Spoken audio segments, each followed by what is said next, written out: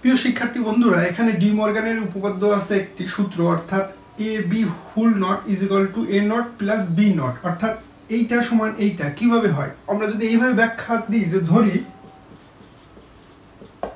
A is equal to 0 আর B is equal to 1, সেক্ষেত্রে বাম পক্ষ যদি আমরা প্রমাণ করতে চাই যে এ বি তার হোল অর্থাৎ 0 ইন্টু 1, আমরা জানি শূন্যের সাথে যা কিছু করবো সব কিছু শূন্যই হবে, অর্থাৎ আর এই উপরের নটটা কেন ছিল, তো এর অপোজিট কি হবে?